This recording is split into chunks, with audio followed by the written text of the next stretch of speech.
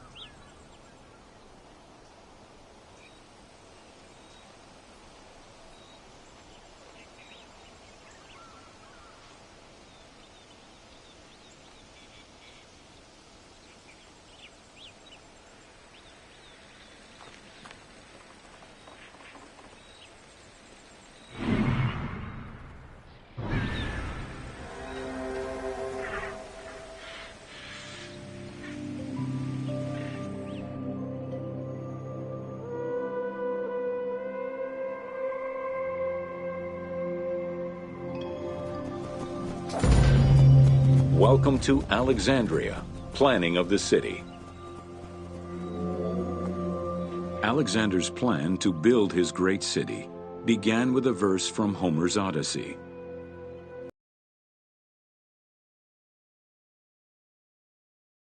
An island called Pharos.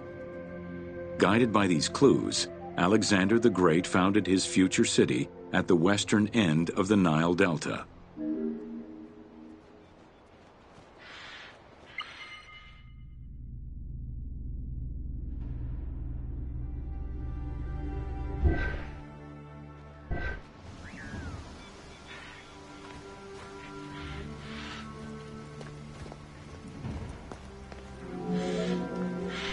Though Alexander considered this location ideal for his great city, it presented considerable challenges. Too difficult to access during storms, the surrounding swamps threatened disease, and the limestone soil prevented the growth of healthy crops. However, due to the influence of his mentor Aristotle, Alexander the Great recognized that the true value was its strategic emplacement. Alexander knew that in controlling Pelusium to the east, Memphis to the south, and his crowning glory Alexandria to the west, he would create a triangular stronghold, allowing him to control the entire delta while giving him access to the Mediterranean.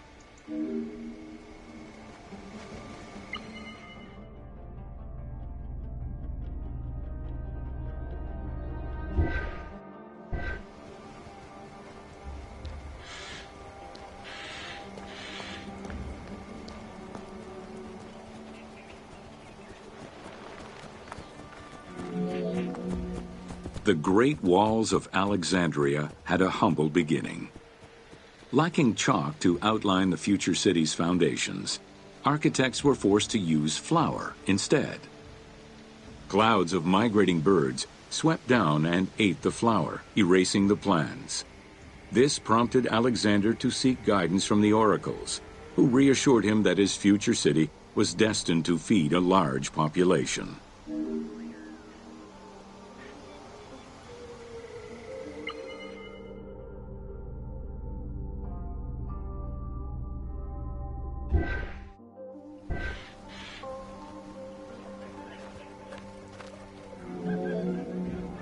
Excavations led by Mahmud Bey el-Falaki in the 19th century revealed that the wall enclosure measured approximately 5.2 kilometers in length and 2.2 kilometers in width. It was roughly 9 meters in height.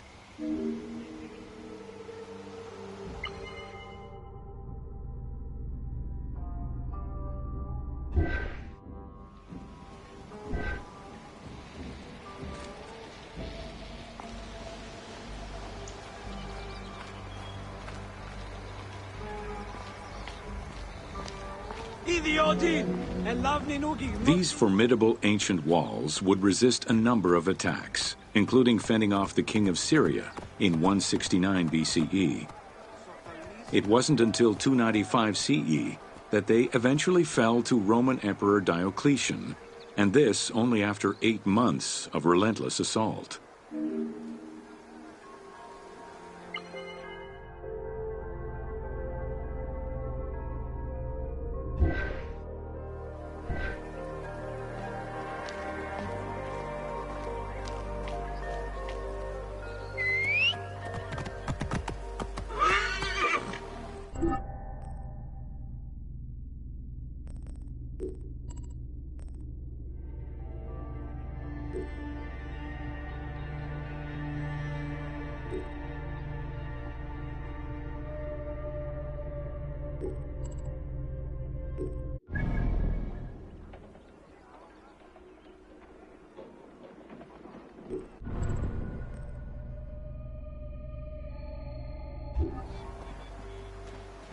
Αδαΐσαι!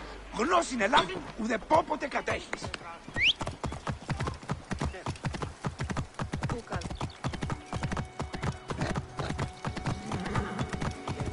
Whoa.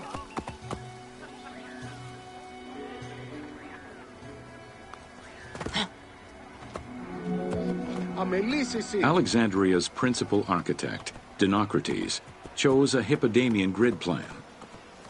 The grid maximized functionality, with wide, straight roads and canals running beneath them. Alexander recognized the military value of the city's design.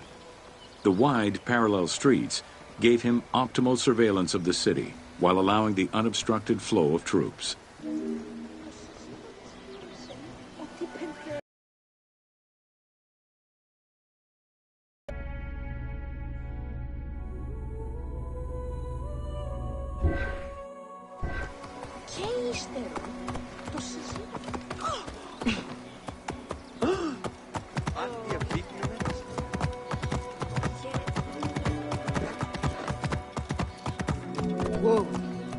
A central corridor ran from the Mediterranean's north port down to Lake Mareotis to the south.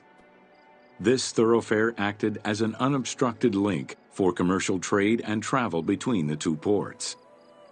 Many of the streets were bordered with grand buildings and parks, including Canopic Street, with its impressive gate bordering the eastern end.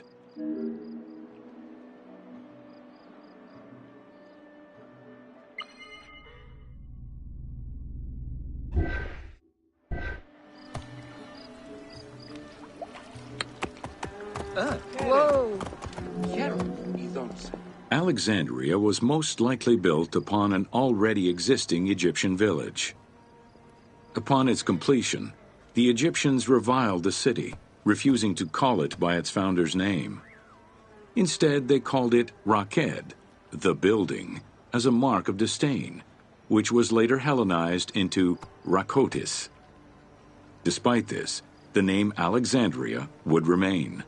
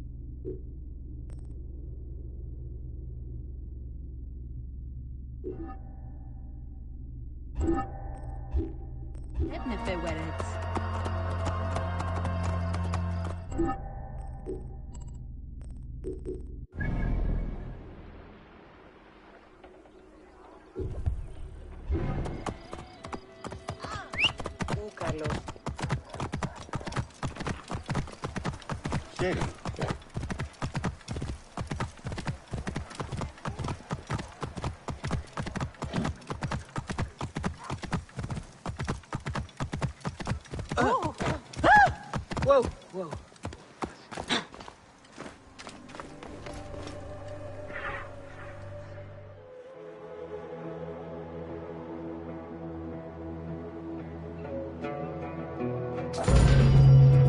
Welcome to the Serapeum of Alexandria.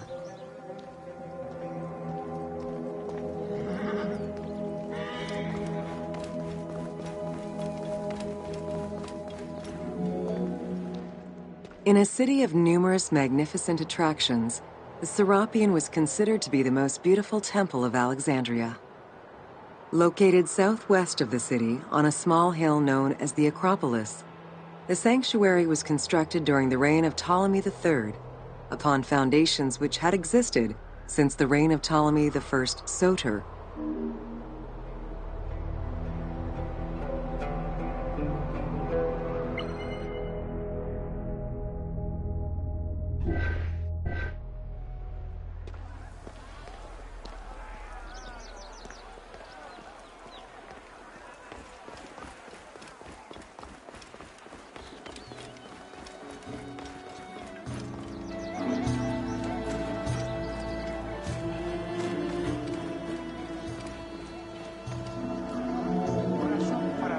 Visitors of the Serapeum climbed 100 steps to reach the courtyard.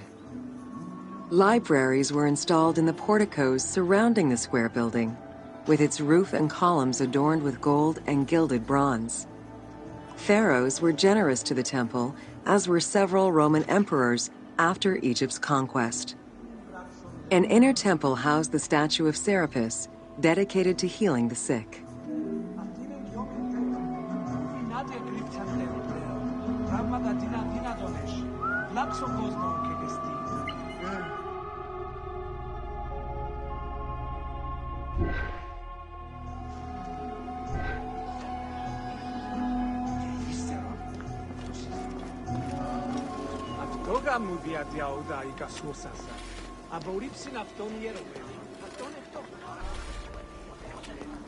Λέξη κοινός λέξη. Εντάξει. Και την επόμενη.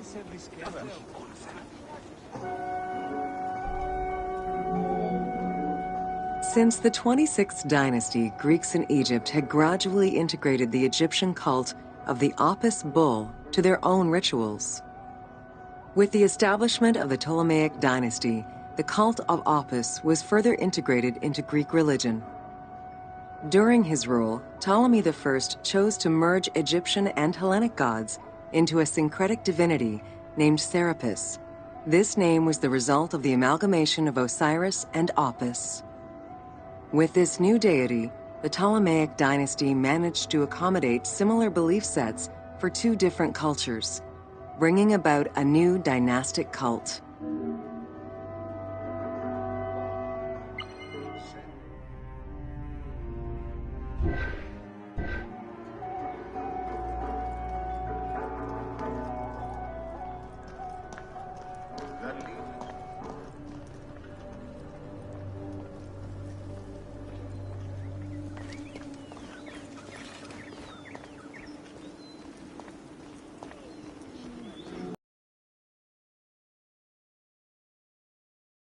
Other deities, including Asclepius, a Greek god of healing. It is possible that, as with the Serapis Temple of Canopus, the sick would visit this sanctuary, sleeping there overnight in the hopes of being healed within its hallowed halls.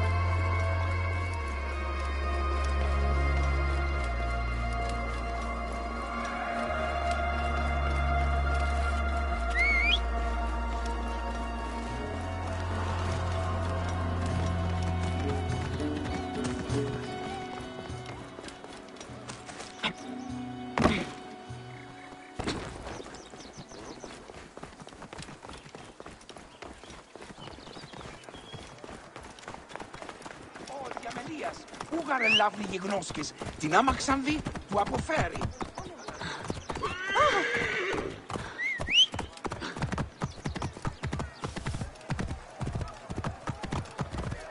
Αμάξα ελάβνης γαγκίστεως. Αμέλισσο!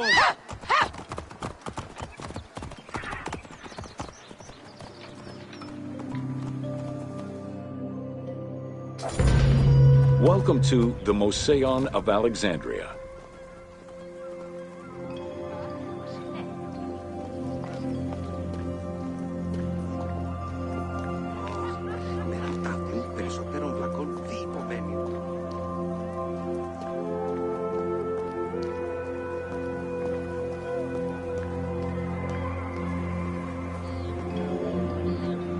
The Moseion was a sector of the city commissioned by Ptolemy I to rival Athens Academy as an institute of intellectual pursuit. Dedicated to the 9 inspiring muses, the Moseion became a great center for philosophical and scientific enlightenment. It welcomed scholars from many kingdoms, inviting them to share knowledge in literature, science, and geography.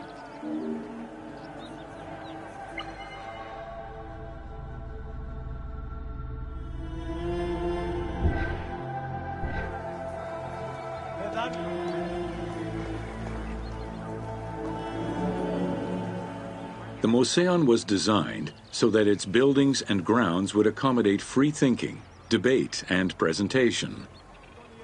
Meeting spaces and theaters surrounded a main courtyard. Expansive gardens were filled with exotic plants that aided in the study and supply of herbs and medicines. A zoo offered the study of animal behavior and physiology. Also among the Moseion's many star attractions was its astronomical observatory.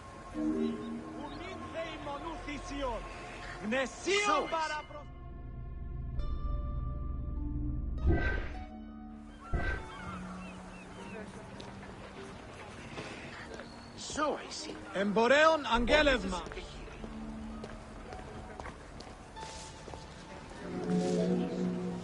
Herophilus was a physician who lived most of his life in Alexandria. He was able to perform the dissection of human cadavers on a large scale due to the permissiveness of the city in such matters. Among many other discoveries, he learned that the brain was central to the human nervous system.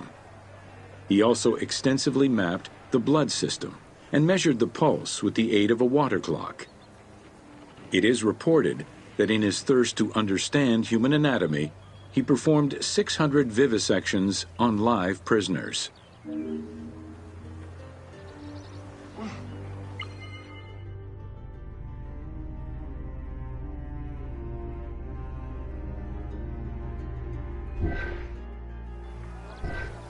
Ανέρονται και γίνον έγκυτοι. Οι έβωνον με λειτουργικών σκευών. Πολύνεται! Χαλκεύς, θετευνουμένιον ρόδιον, προέκλεισαν σθένους δοκιμεσίασον. Παιδόν συμφέρει παρά το ποτάμι. In order to be free to pursue their research, scholars were fed and housed at the Moseion at the government's expense. This freedom provided Alexandria's scholars a meeting space for intellectual pursuits and a haven for spiritual peace. Though nothing remains of the original Moseion, it lives on as the legacy of our modern museums. Πώς έπραξαν τούτον άνθρωπο στην οδό. Εδώ και κοιτάζονται, εδώ που αυτόν επέδευκο, φιλότεχνο, αλλά θηρίον έστι, πραγματικό ασφάλεια της αγοράς.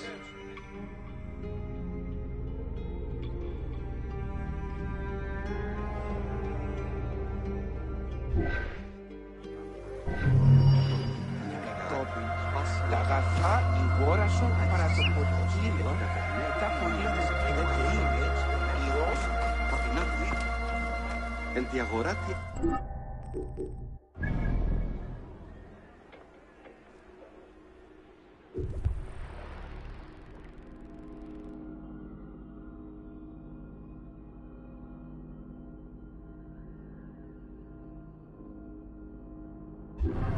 Λιξίσας είναι αυτήν. Αρχόν να ονικοδομήν τάχα νεοτάτου.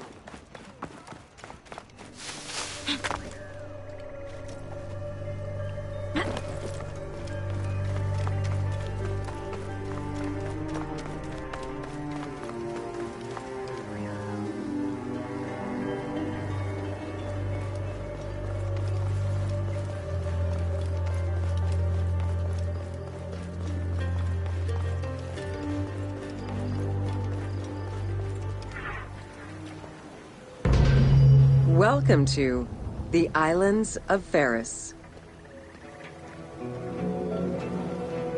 The Heptastadion was a bridge-like causeway connecting the island of Pharis to mainland Alexandria.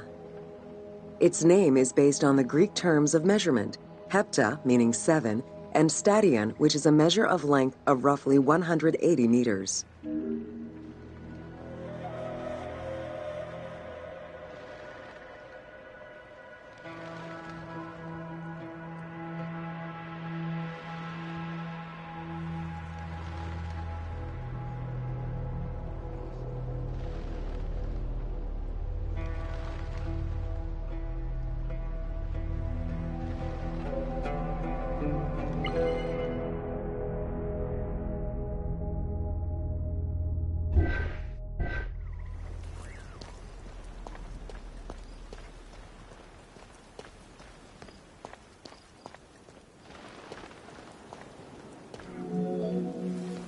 Since its construction would separate the Grand Port to the east and the port of Eunostos to the west, it was designed with channels at each end.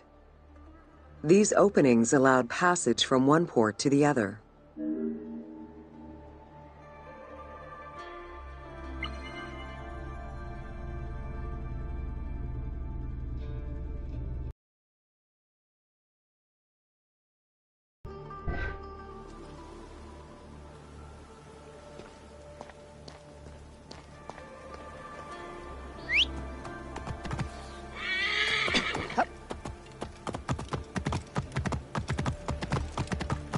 Whoa. Along with creating separate harbors for the commercial and military shipping, the causeway served as a main aqueduct for the island's inhabitants. Its presence also helped protect the island and its ports from rough wind and sea currents. At the end of antiquity, the Heptastadion disappeared under layers of silt and soil, which formed an important sedimentary deposit.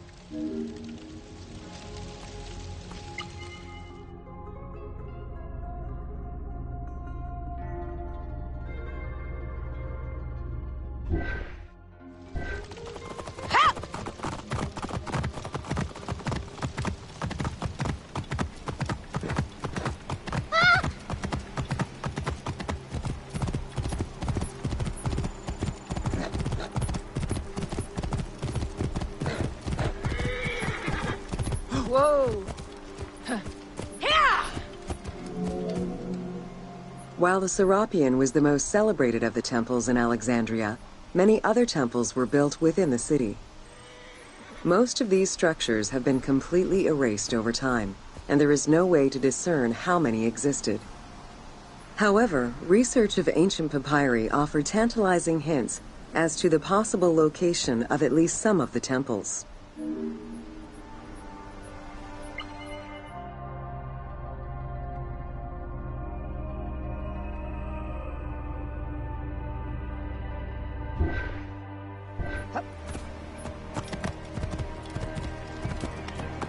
Whoa.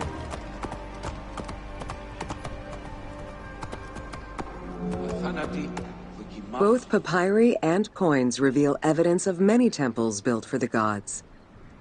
Poseidon, the god of the sea, likely had an edifice in his honor west of this island, as well as on the mainland. This temple next to you is dedicated to Isis Pharia, the divine protector of the lighthouse. This location hosted annual celebrations in the month of April, known as the Sacrum Pharia, in connection to the lighthouse. In her incarnation as Isis Fortuna, the goddess carries a rudder and a cornucopia, both symbols of good luck for navigators.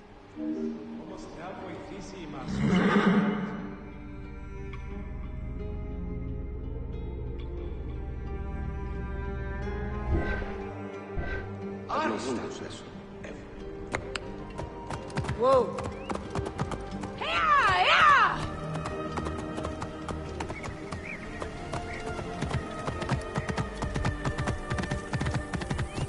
Whoa. Whoa.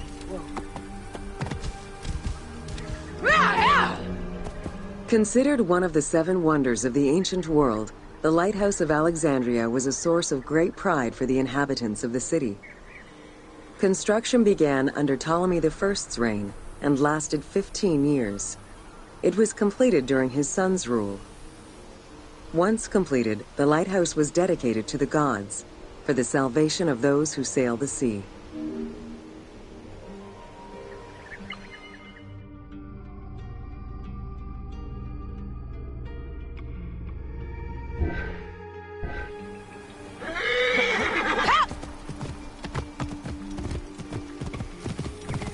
Whoa!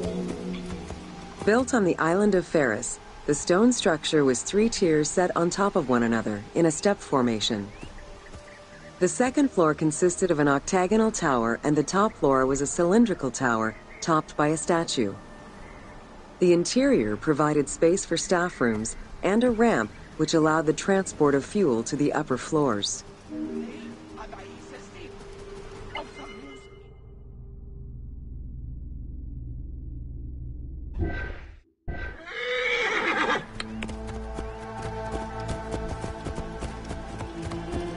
Whoa!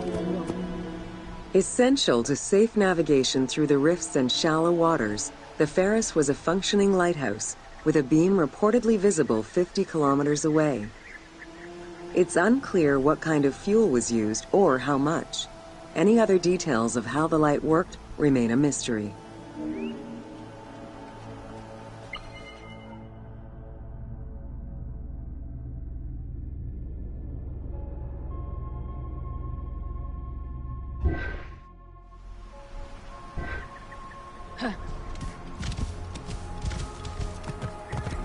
Whoa! For several centuries, the Pharos was one of the highest monuments ever built by man. It measured roughly 110 meters in height, compared to the Pyramid of Giza, which was around 140 meters tall. Gradually, the structure was eroded by earthquakes and then completely destroyed in 1480 CE, when a fort was built over it. Archaeological excavations on the seabed have uncovered many blocks from the ancient building.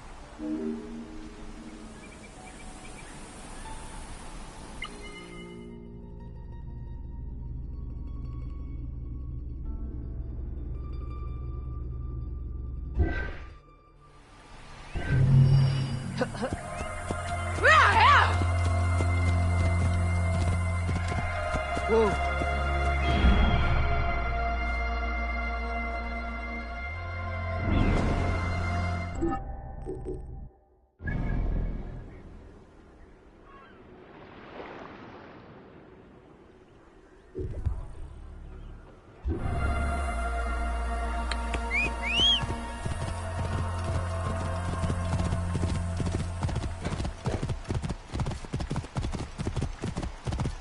Whoa!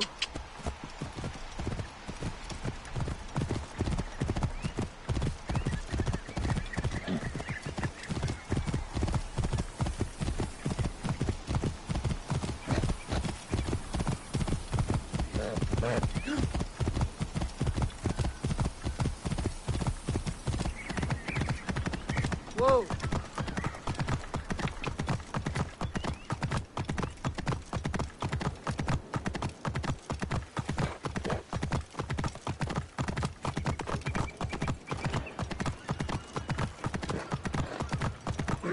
Whoa!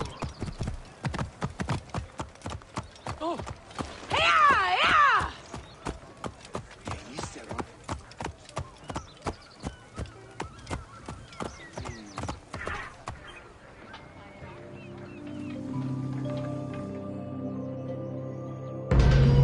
Welcome to Education in Alexandria.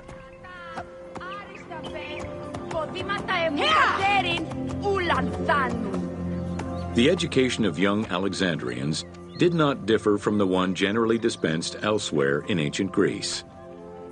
At the age of 7, the child was taken in charge by a tutor, who then became responsible for instilling an elementary education as well as good moral principles.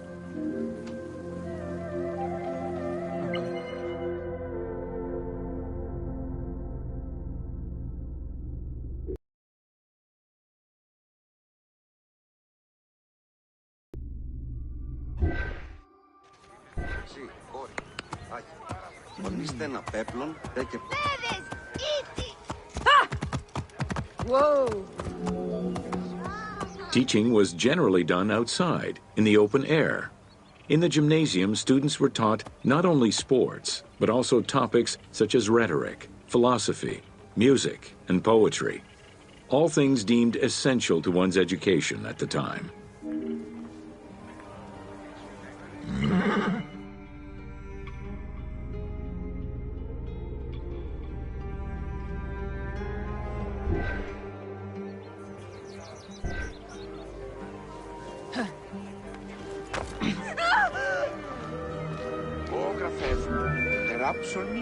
Here, both girls and boys are shown attending a class given by one of the rhetoricians of the era.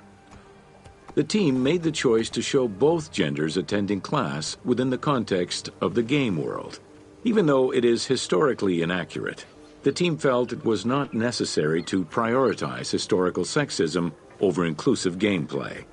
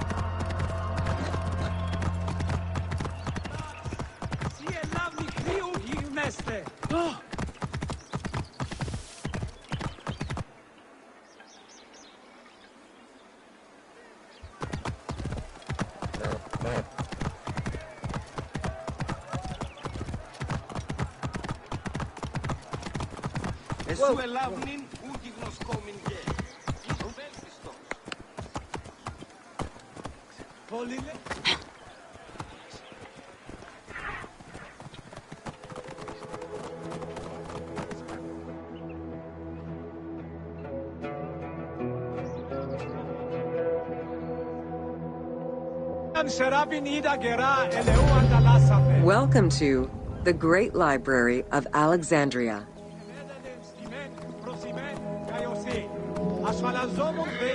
Near the district of royal palaces and within the Mouseion was the most famous library of all antiquity. The Library of Alexandria was built to house all of human knowledge. At its pinnacle, the library was believed to contain over 700,000 parchments.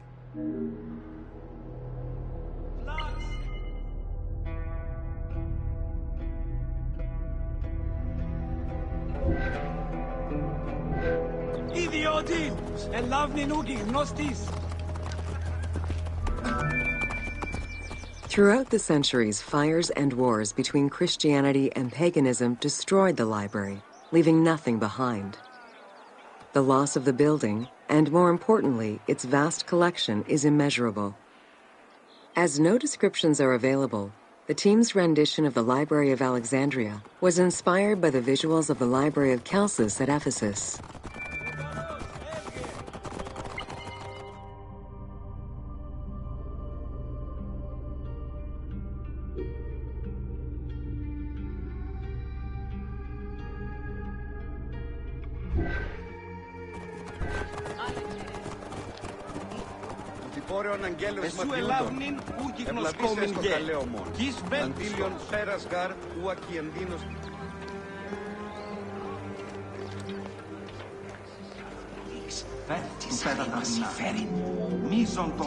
While much of the collection was purchased at the government's expense, the library also obtained books through other means. Any books owned by travelers coming through the city were seized to be copied for the library. The copy would then be returned to the owner, and the original entered into the library's collection.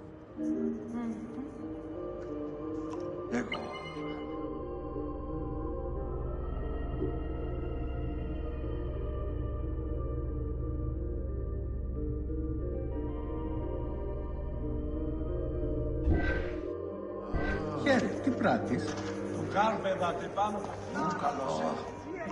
Βλακίας. Tutti l'exemplare, si diranno in passa. Alexandria offered unrivaled intellectual and cultural attractions.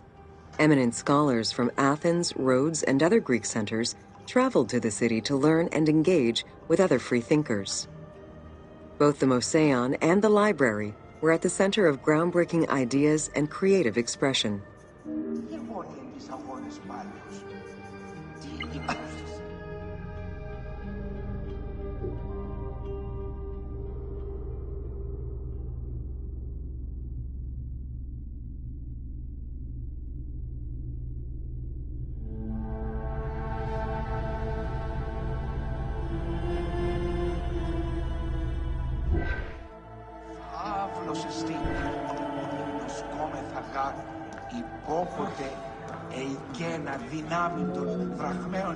The great minds of antiquity were usually well versed in many disciplines, which were often associated to specific schools of thought. The Peripatetics, the Stoics, and the Cynics were among the most well-known schools of the time. It is clear that Alexandria lived up to its fundamental role as a city for intellectuals, nurturing many great minds whose impact reverberates through our modern world.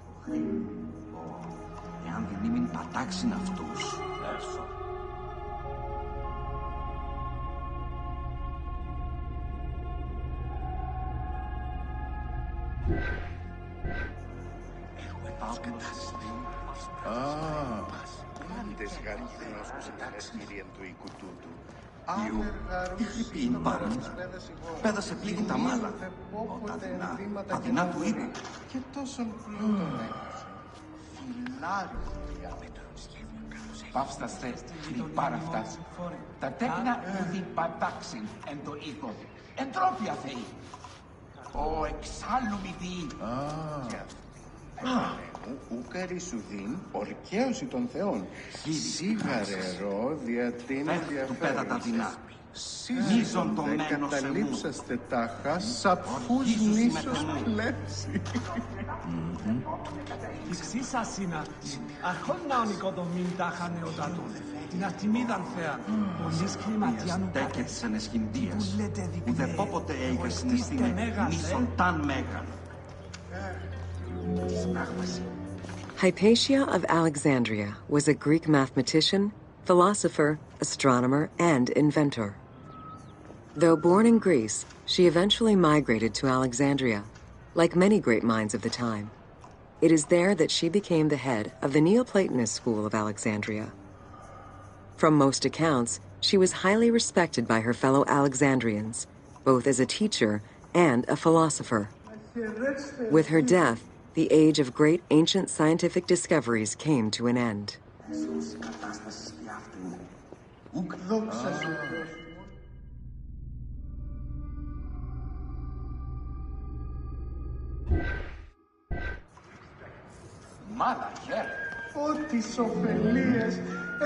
Callimachus was born in Cyrene and educated in Athens.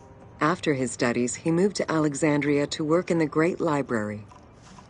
A poet and a critic, he strongly rejected the epic format of Homeric poems and instead fervently supported a shorter, more judiciously formulated style of poetry.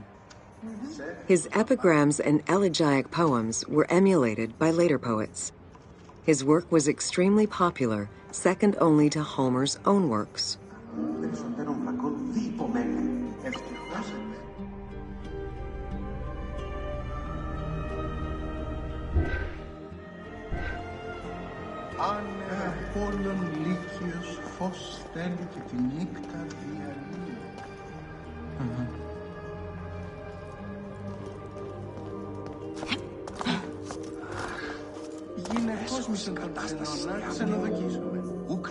It was in Alexandria that mathematician Euclid, the father of geometry, wrote the Elements, laying out the foundational work of what would become modern algebra and number theory.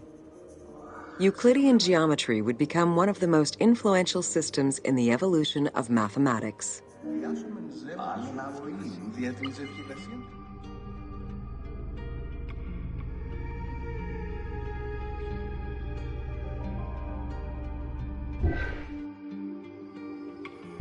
Αύριο ο Μήλος κλειστός έστε λόγω των Πανθυμαίων. Ματέφ, πάγει προς το γραφείο μου. Εγώ ευρέ την επιστολή. How do you calculate the circumference of the Earth?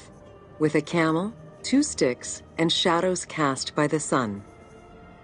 This is what Eratosthenes of Cyrene described in his principal work, Geography, while he was director of the Great Library of Alexandria.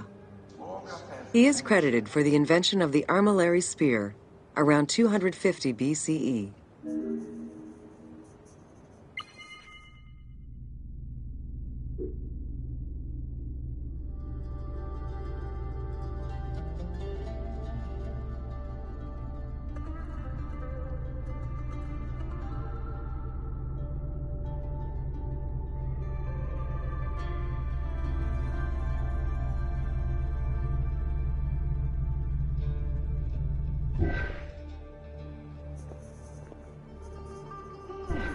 Γραφεύ, γράψον τους λόγους Πάλι, πελαγμένα παύλα, τε και διεφθαρμένα. Πάυσε τούτο χρή. εάν δεν είναι πατάξιν αυτούς. The earliest known and most complete armillary sphere of antiquity was the Meteoroscopion of Alexandria, with an imposing 9 rings compared to the 3 or 4 of most other astrolabes. Known as the zodiac krikatoi amongst the Greeks, the Meteoroscopion was used to determine the location of celestial bodies around the Earth. Every self-respecting astronomer of antiquity would have sought to use this tool to better understand the celestial movements.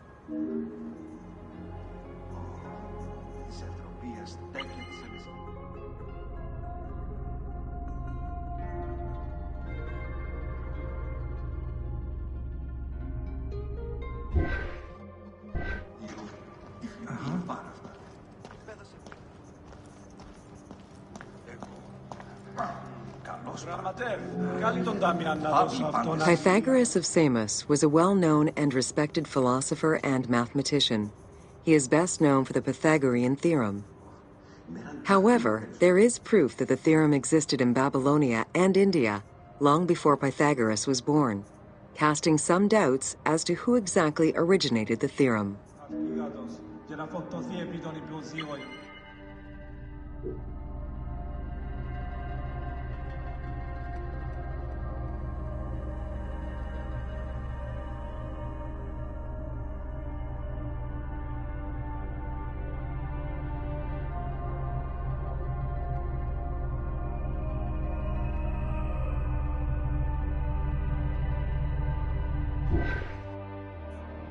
Αδίκημα δεγάρι μέγιστο. Σιωπέ, κόσμησεν το γραφείο απελθέντος εμού και σου.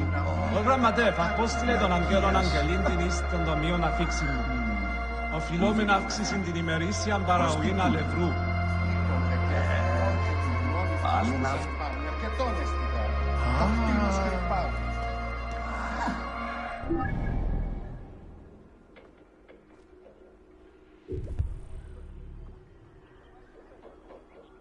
Γραμματεύ, όπου έφυγες το σύμφωνο? Άφης πάλι, πεπραγμένα παύλα, τε και διεφθαρμένα. Πάυσε τούτο χρή.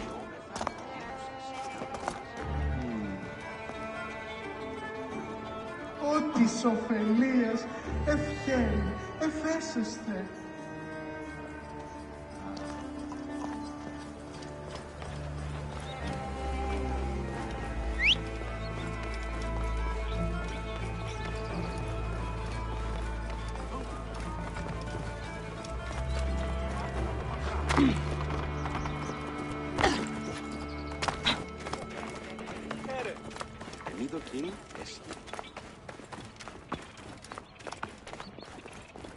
Αυτό γαμούδια.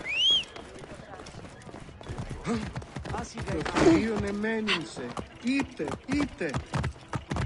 Whoa.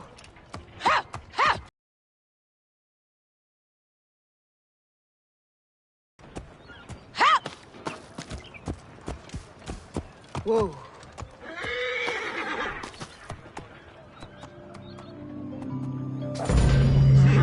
Welcome to the Siege of Alexandria.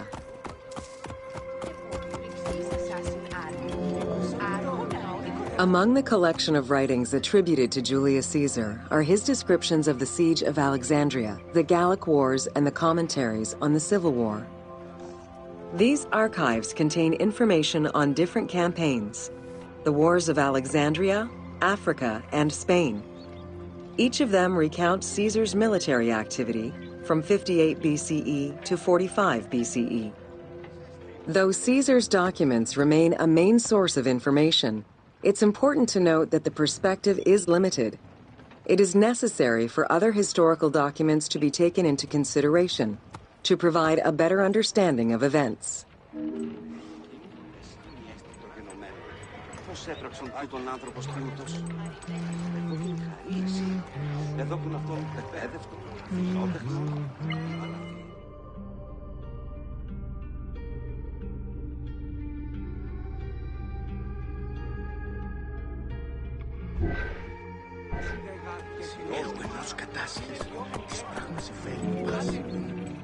The Siege of Alexandria closely relays the events of the Civil War that led up to the event and describes how Caesar was besieged in the palace of the Ptolemies. Other ancient authors have left equally valuable and sometimes contradictory information.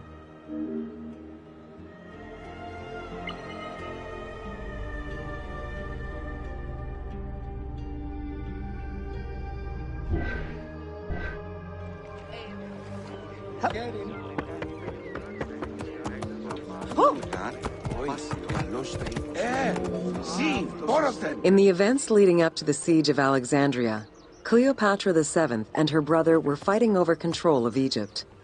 Young King Ptolemy XIII's regent, Pothinus, had firm control over the young pharaoh, and an outmaneuvered Cleopatra soon went into hiding.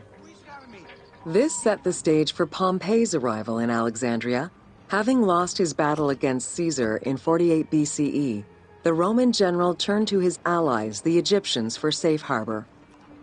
But on the advice of Pothinus, Ptolemy XIII had Pompey assassinated in the hopes of earning Caesar's favor.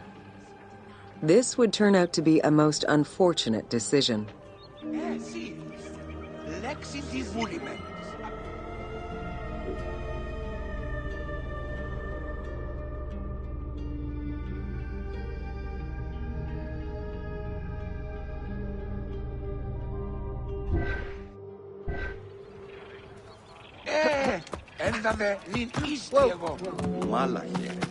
Upon his arrival in Alexandria, Caesar was presented with Pompey's head.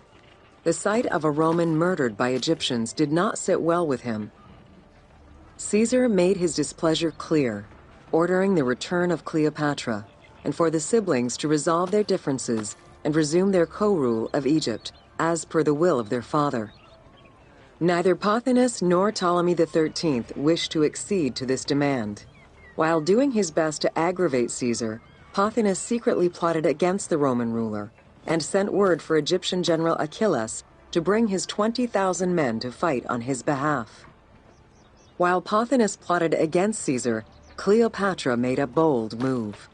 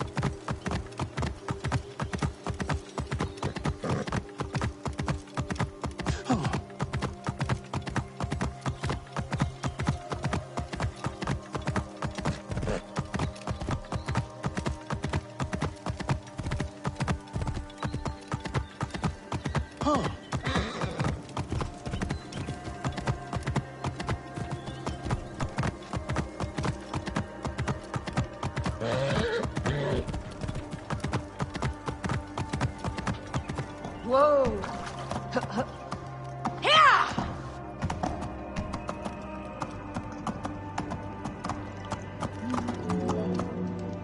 There are various descriptions of the encounter between Caesar and Cleopatra. One report states that she snuck into the palace alone at night. Another account claims she was accompanied by an ally and was brought inside the palace wrapped in a carpet bag. Though exactly what happened at this fateful meeting is up for debate, what is known is that Cleopatra met with Caesar and earned his approval. Pothinus and Ptolemy XIII were most vexed with this turn of events.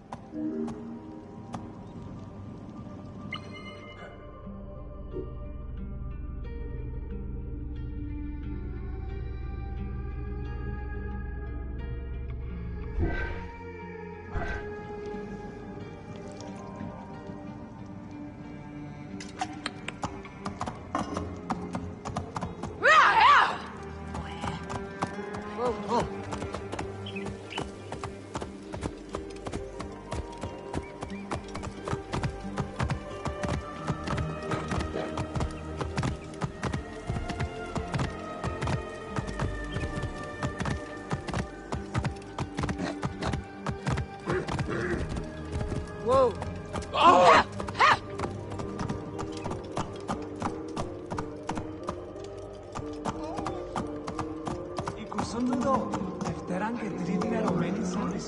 With Cleopatra finally present, Caesar chose to act as mediator between the siblings in the hopes of a peaceful resolution. It did not take long for things to Caesar. It was the Roman leader's own barber who thwarted the attack. Once it was revealed that the king's regent, Pothinus, had ordered the attack, Caesar had him executed. He then placed the young king under guard.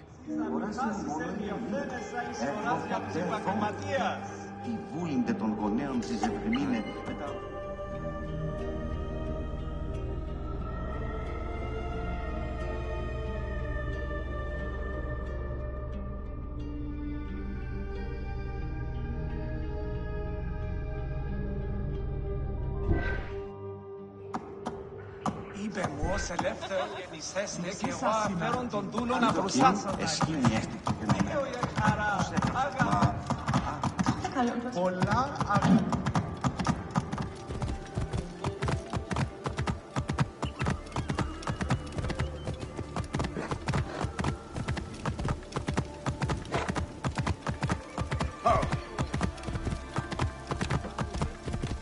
Whoa! Caught within the palace with roughly 4,000 troops, and with the knowledge that the arrival of enemy forces was imminent, Caesar sent for help from Syria, Rhodes, and Cilicia. He ordered his men to dig a ditch around the palace and build a wall leading to the harbor. This would ensure Caesar's access to the sea.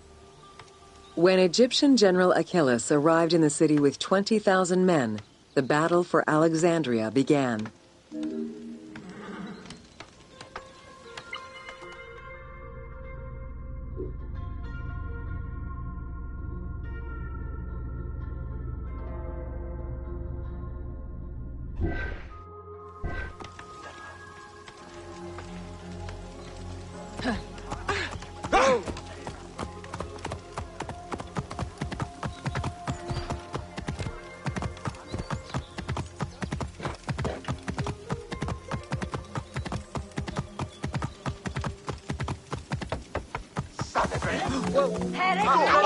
With so few men at his disposal, Caesar could not risk a battle just yet. He sent ambassadors to Achillas in the name of Ptolemy to propose a truce. Knowing that the orders did not come from the young king, and angered by the pharaoh's imprisonment, Achillas had the messengers assassinated. With Caesar confined within the palace, Achillas positioned his troops around the city. Skirmishes broke out throughout the streets of Alexandria and went on for several days and nights. Though they were outnumbered, Caesar's men were able to hold the enemy back. This prompted Achillas' next move: capture the Roman fleet stationed in the harbor.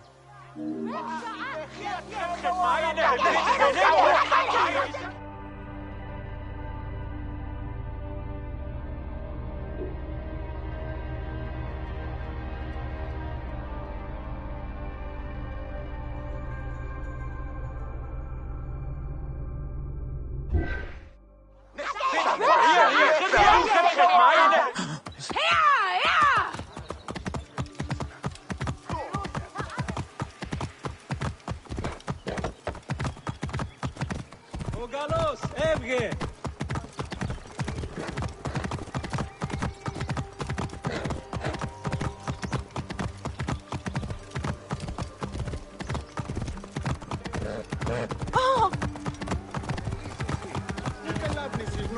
Παύλε! Μανία μου βαρβάραξε.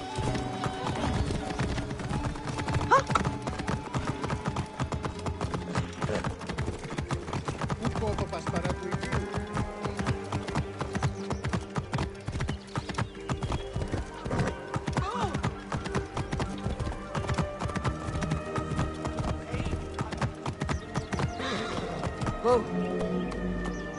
Although the palace offered protection, losing the port meant the end of help and supplies.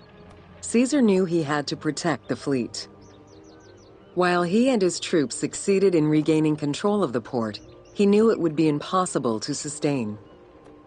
Caesar ordered the burning of the ships. With passage back to the palace closed off, he headed for the lighthouse of Alexandria.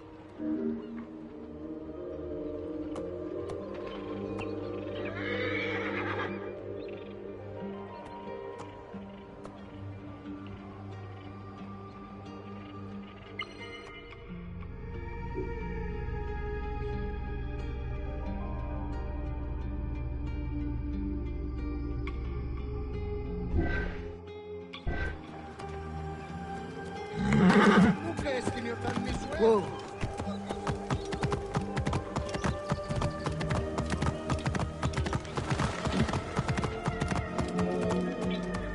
Fighting their way through the Egyptian troops, Caesar and his men eventually reached Pharis Island. There, they took refuge within the lighthouse. With easy access to the open sea, Caesar was able to send messages to his allies requesting reinforcements and more supplies. The island fort also allowed him to control access to the harbor by relying on the chains used by the Egyptians to control ship traffic to and from Alexandria's docks.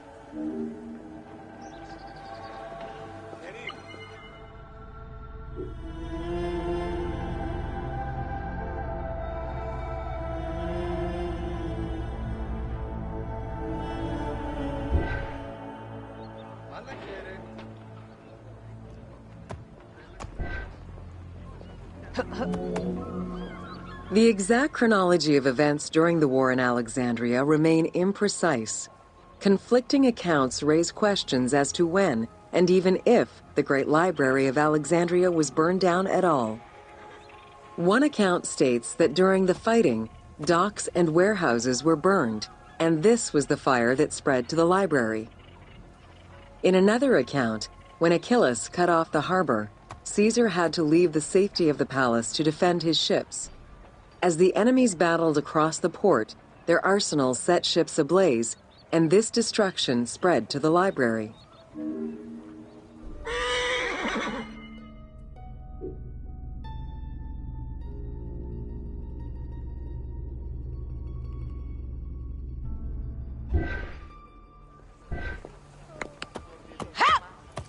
Whoa.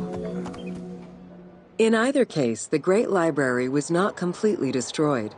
Experts point out that its location was too far from the harbor, and much later texts refer to the Great Library as being intact. Warehouses near the harbor contained manuscript copies awaiting export, and it is more likely that these documents were destroyed than the Great Library itself.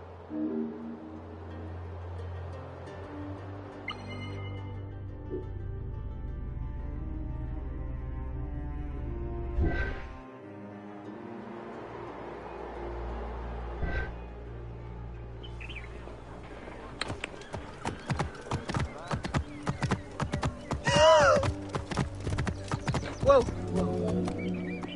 The destruction of the Great Library may have been due to a number of fires over the ages. Its end was probably closer to the 4th century CE, when the Christian Emperor Theodosius I ordered the closure of all pagan temples. While some documents survived after being moved away, it remains unclear just what knowledge may have been lost.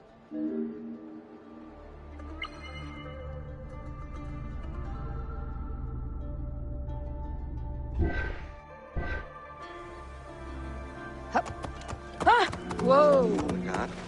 Where there are accounts of Achilles being in control of the battle against Caesar, it appears that instead Cleopatra's sister, siding with her brother, had him killed and put her ally Ganymedes in his place.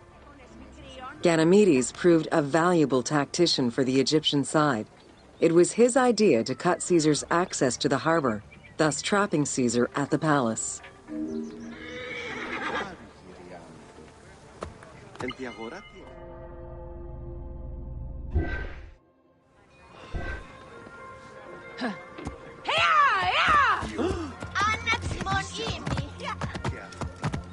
Whoa! During the time of Ptolemy I, canals had been dug throughout Alexandria to provide fresh water. Ganymedes had his men take control of these canals. After isolating their own water supply, he had his men pour salt water into the canals and cisterns that led to Caesar's camp.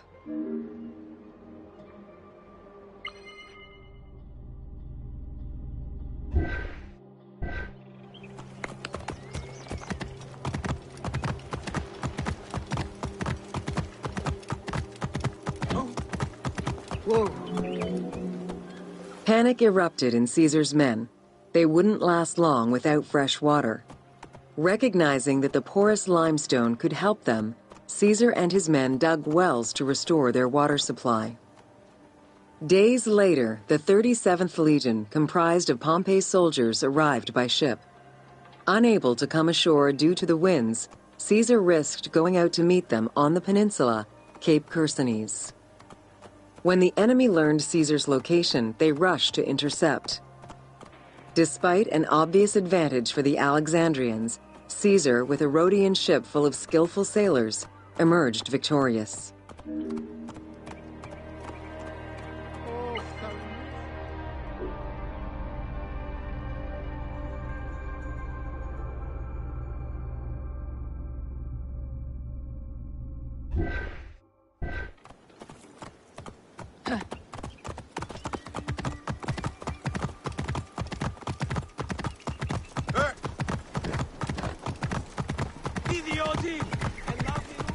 Whoa! With help from the Allied ships, Caesar's victory enabled him to push the Egyptians back and secure the lighthouse. Gaining control of Pharos Island sent the Alexandrians into the sea and swimming back to the city. However, Caesar's fortification of the island didn't last long.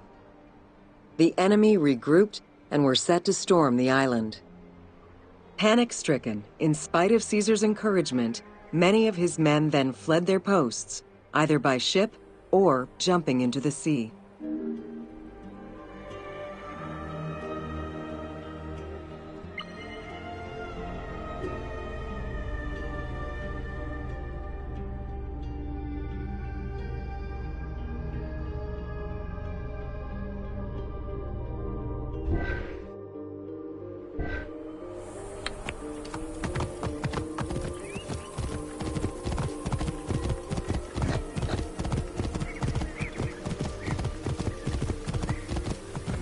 Whoa!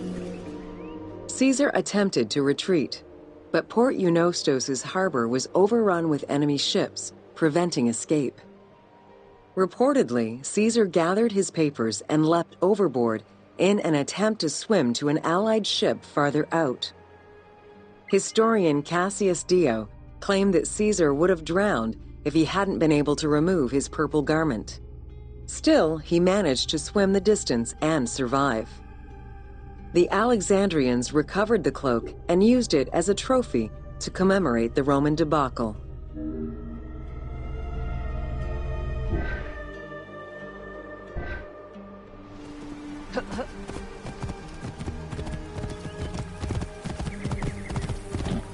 Whoa! Unhappy with Ganymedes and wanting their king restored, the Alexandrians approached Caesar with a compromise. Caesar agreed to release Ptolemy XIII after entreating him to spare the kingdom and remain loyal to Rome. Once freed, however, the king defied the agreement and continued the war.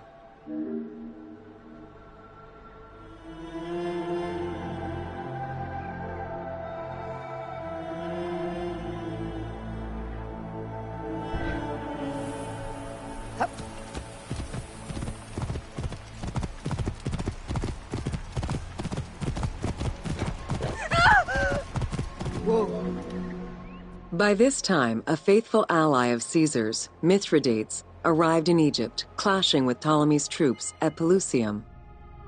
Outnumbering the enemy, Mithridates secured the region between Pelusium and Alexandria. Ptolemy, warned of Caesar's ally marching on Alexandria, sent his troops to prevent passage over the river.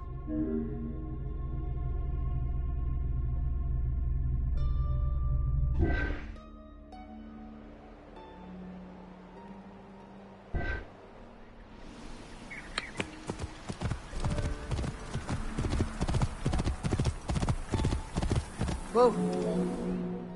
Mithridates warned Caesar in time, and the two groups confronted the armies of Ptolemy in the Delta. In the Battle of the Nile, the Romans gained the upper hand, sending the Egyptians fleeing. In the tumult and panic, King Ptolemy XIII drowned in the Nile.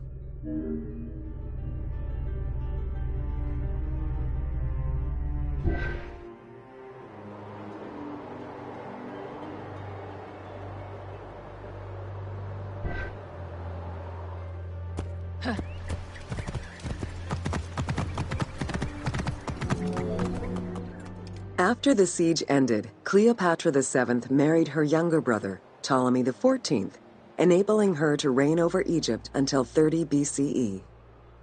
Under her rule, Alexandria settled into its position within the Roman Empire and eventually surpassed Athens as one of the most important cities in the Roman Empire. Julius Caesar remained in Egypt for a short time. He and Cleopatra would later have a son named Caesarion.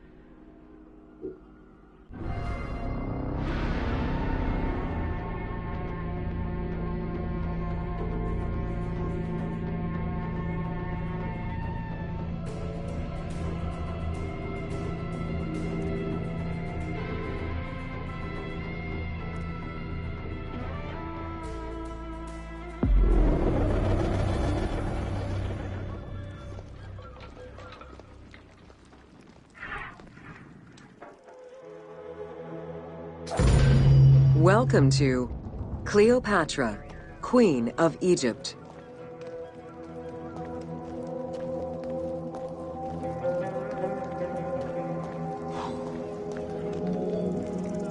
Cleopatra VII Theophilopator ascended the throne in 51 BCE, at the age of 18.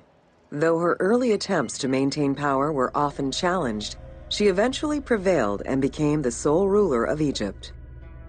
According to Plutarch, she was the only Ptolemaic pharaoh to speak the Egyptian language. Her intelligence, coupled with a good education and a great political mind, allowed her to make the alliances necessary to maintain the independence of Egypt while Rome was becoming a Mediterranean empire.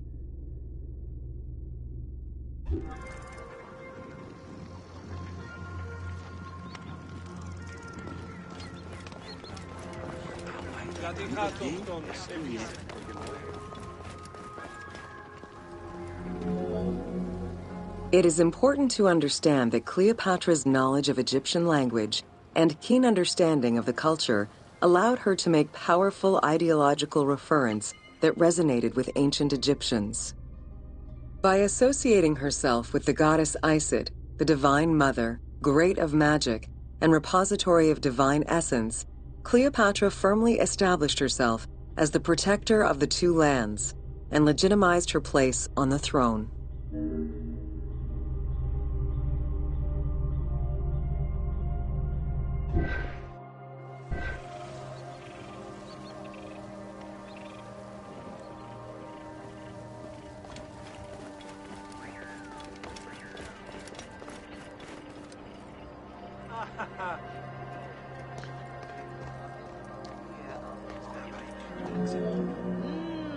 Upon his death in 51 BCE, Ptolemy XII Aulus bequeathed his kingdom to his daughter and eldest son, Cleopatra VII and Ptolemy XIII. As was custom, the siblings were married. The new pharaoh was 10 years old, his sister wife 17. The early years of their reign were not easy. Between 50 and 48 BCE, droughts and floods aggravated Egypt's problems. General Achilles and the royal advisor Pothinos kept intervening in the young ruler's political decisions and eventually colluded to turn Ptolemy XIII against Cleopatra. By 48 BCE, Cleopatra was in exile.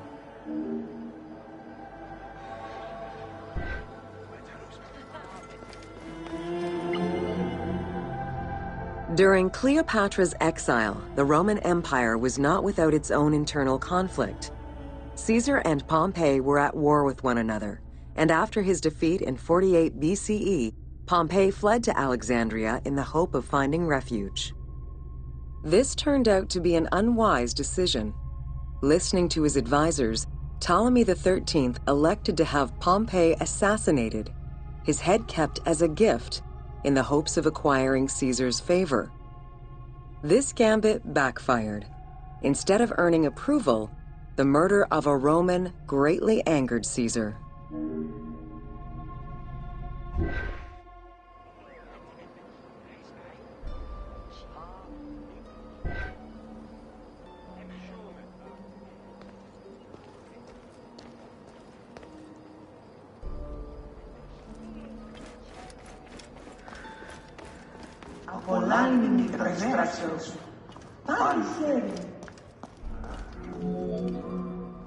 Cleopatra, aware of Caesar's anger against Ptolemy for the murder of Pompey, decided to take advantage of the situation.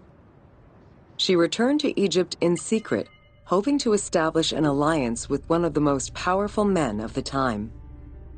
Outside of the legend, where she had herself smuggled into his quarters in a carpet, what exactly happened during that fateful meeting remains a mystery. However, Caesar seemed to see a better ruler for Egypt in Cleopatra than in her young and too easily influenced brother. Invoking Ptolemy XII's will, Caesar attempted to mediate peace between the siblings.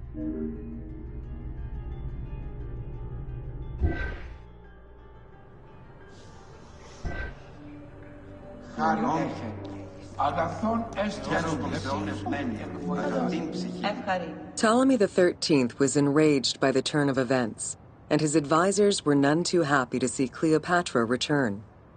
Urged on by General Achilles and Pothinos, the young pharaoh plotted against Caesar and Cleopatra, resulting in the siege of Alexandria in 47 BCE. It was in March 47 BCE that Caesar defeated Ptolemy XIII's forces. The young pharaoh drowned in the Nile after having fled the battlefield. With her opponents dead or powerless, Cleopatra married her other much younger brother, Ptolemy XIV, and finally claimed the throne of Egypt for good. The end of the Alexandrian War also cemented the romantic and political alliance between Cleopatra and Caesar.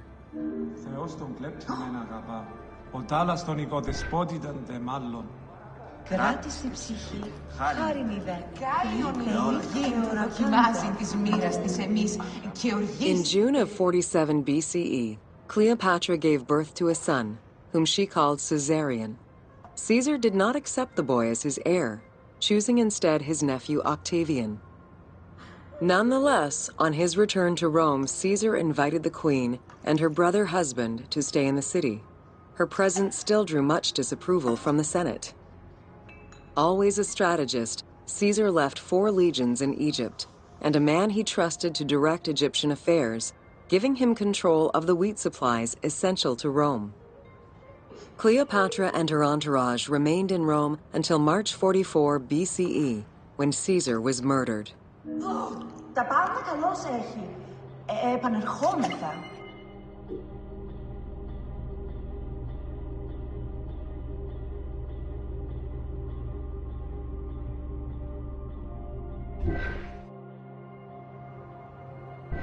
Άγνωστε βουλεύτες.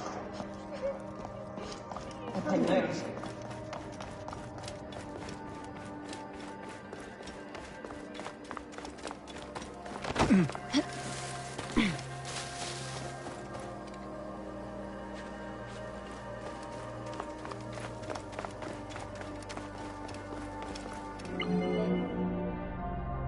Caesar's most faithful ally, Mark Antony, often visited the Queen of Egypt during his stay in Rome. Unlike most, he recognized the legitimacy of Caesarion, the natural son of Caesar. Antony knew he would need the riches of Egypt in order to fight Octavian and claim the Roman Empire. Cleopatra, in return, saw a powerful ally. In the winter of 41 BCE, she arranged a sumptuous tour of Egypt by boat to show Antony the wealth of her country and the power she held as its ruler. A romantic and political relationship followed. The Roman Senate was once again most displeased. To calm spirits in Rome, Antony married Octavia, sister of Octavian.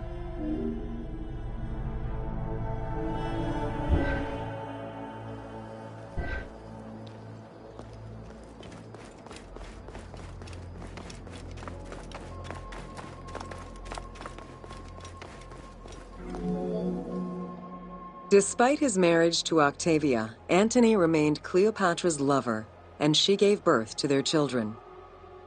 Cleopatra increased her kingdom's territory and started a political propaganda alongside her lover in Egypt and beyond. She hoped to create a Ptolemaic federal empire with Alexandria at its center. Antony eventually repudiated his Roman wife for the Egyptian queen, much to the dismay of the Roman elite.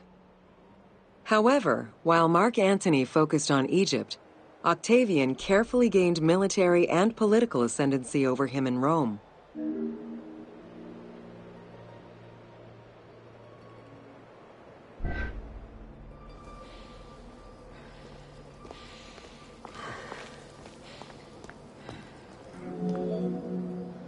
Octavian managed his own propaganda campaign and succeeded. The Roman people hated Mark Antony and Cleopatra. To avoid the censure still inherent in attacking a fellow Roman, Octavian simply declared war against Egypt.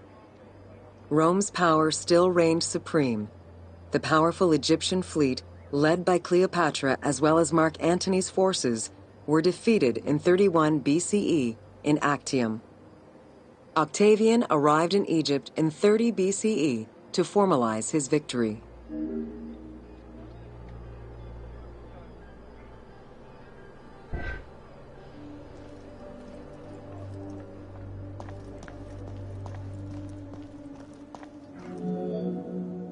The following events remain difficult to confirm due to the many versions and legends around them. It is believed that after hearing a rumor about Cleopatra's suicide, Mark Antony committed suicide himself. He was brought to the queen as he slowly passed away. Knowing that Octavian would have her chained and paraded through Rome in defeat, Cleopatra planned her own suicide. She most likely killed herself with arsenic, though admittedly, the version where she uses an asp to deliver a fatal bite may be considered more dramatic. What happened to the body of Cleopatra is still a mystery.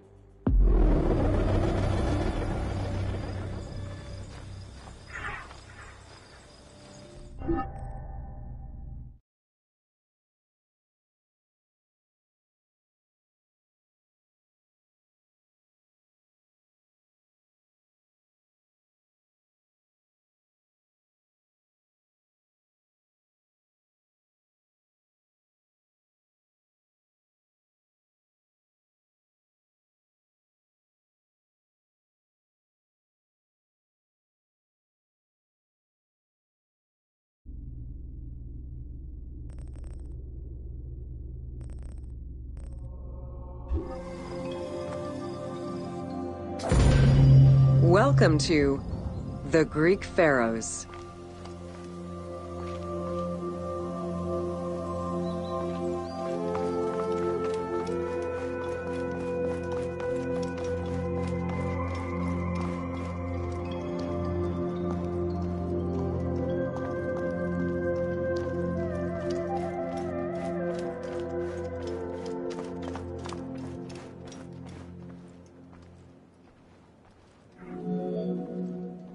Pharaohs were considered divine incarnations of the gods.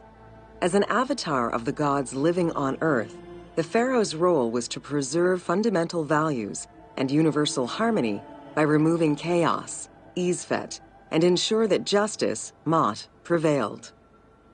The pharaoh, by divine ancestry and through multiple offerings, was the bond that unites the world of men to the world of the gods and allows the maintenance of the cosmic order.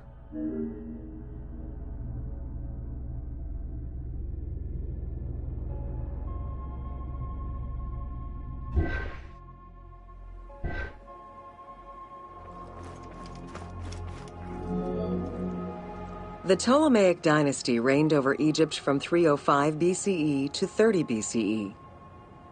The dynasty was called the Ptolemies of the Lagids, in recognition of the founder of the dynasty, Ptolemy Lagos, a Greek general and close friend of Alexander the Great. While Macedonian, Ptolemy Lagos understood that to be accepted by the Egyptian people, he would have to adopt their traditions. Upon assuming the title of pharaoh, he changed his name to Ptolemy I Soter, meaning savior.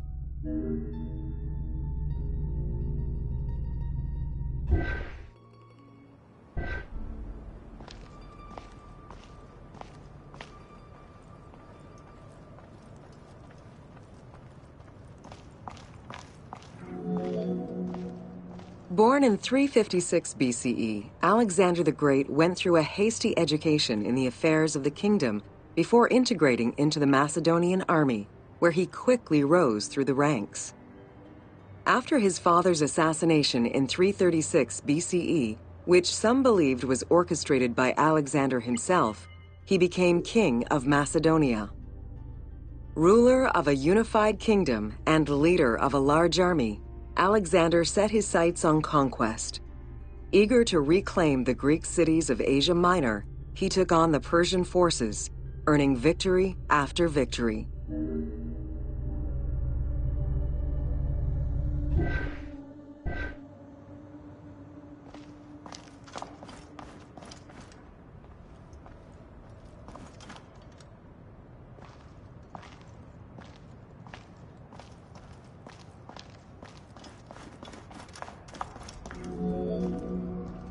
Ever victorious, Alexander the Great marched on, laying siege to city after city until he reached Egypt, where the Persians were defeated yet again. Viewed as a liberator by the Egyptian people, Alexander decided to become pharaoh in due form. He traveled to Thebes to make a sacrifice to Apis, then went to the oasis of Siwa, where he was proclaimed son of Amun. Officially pharaoh of Egypt, Alexander spent much of the winter there and founded the city of Alexandria. Perhaps not coincidentally, being pharaoh allowed Alexander to spread propaganda to prepare further conquests. He resumed his military campaigns in 331 BCE.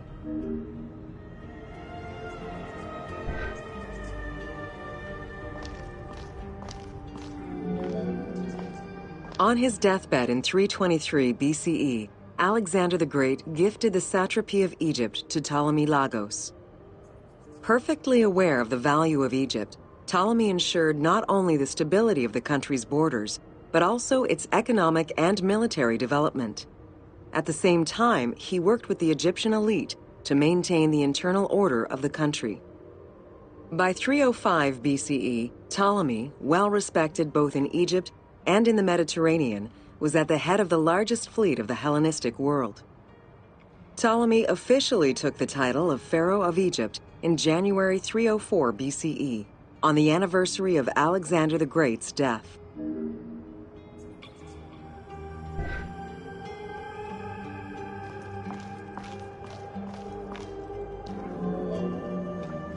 Alexander died in Babylon in 323 BCE.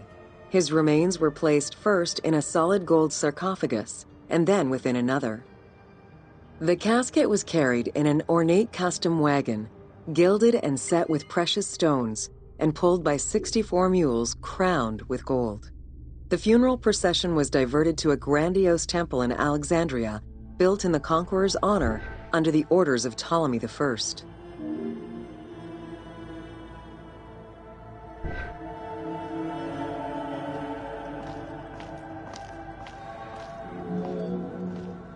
Julius Caesar visited Alexander's tomb at the capture of Alexandria, and the Roman Emperor Augustus reportedly placed flowers there. However, though many powerful leaders claim to have visited it, the tomb's location has gone missing from history. Some accounts do state that the golden coffin was replaced by a glass sarcophagus, probably by Ptolemy X. It is also implied that Cleopatra may have plundered the tomb in a time of financial crisis.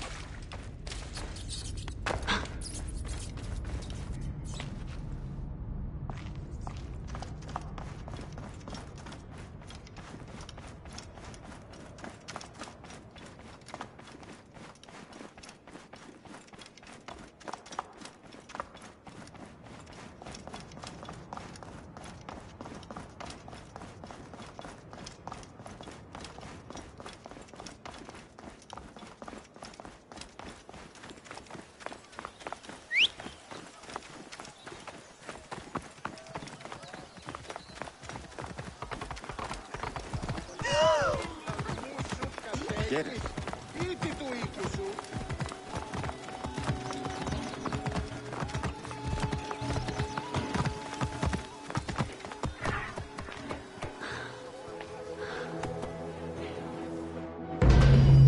Welcome to Introduction to Alexandria.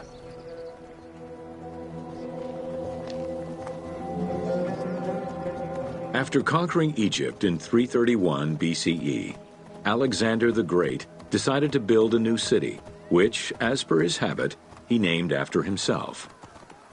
After his death, Alexandria quickly became the capital city of the Ptolemaic kingdom and the most important city of the Greek world.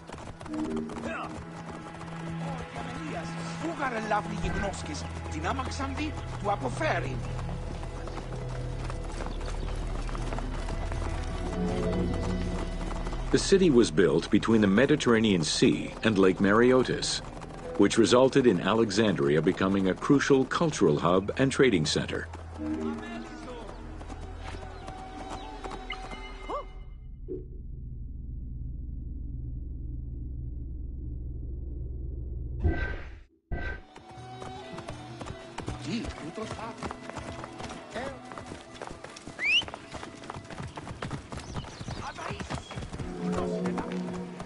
Sumptuous buildings could be seen wherever one turned their gaze: the royal palaces, the many temples, the gymnasium, lush public gardens, and large avenues.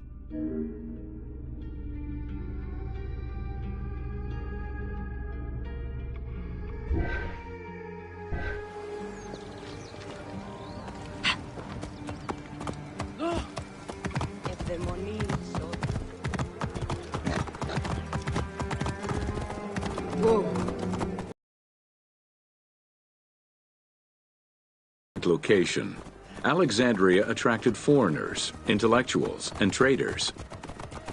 One of the most cosmopolitan cities of the ancient world, Alexandria supplanted even Athens as the most important Greek city in history.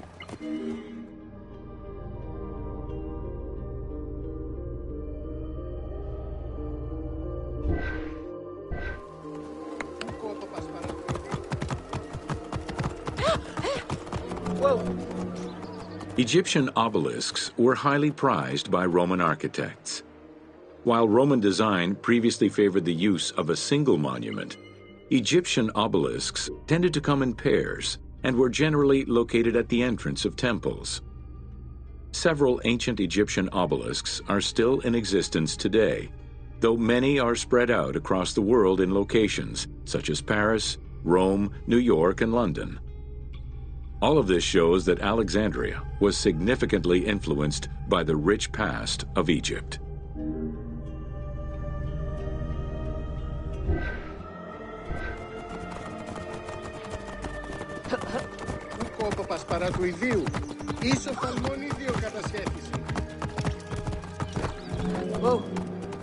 Alexandria had several main streets. Its most famous artery was the Canopic Way. It was lined with sumptuous buildings, houses, and temples, and was roughly 8 kilometers in length. This street was one of the most important shipping entrances to Alexandria and often hosted processions and festivals.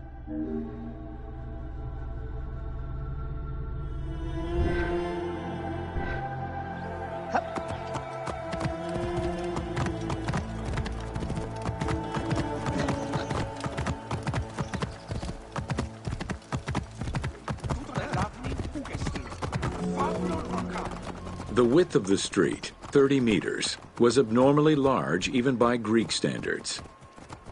This is likely because the Canopic Way was made in a short span of time and based on an urban plan, as opposed to being slowly built over time, as was usual for the era.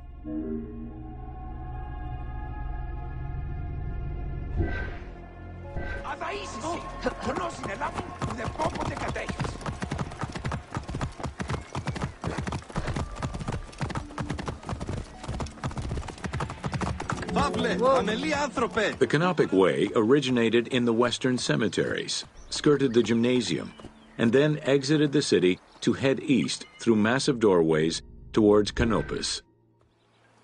This structure was known as the Canopic Door.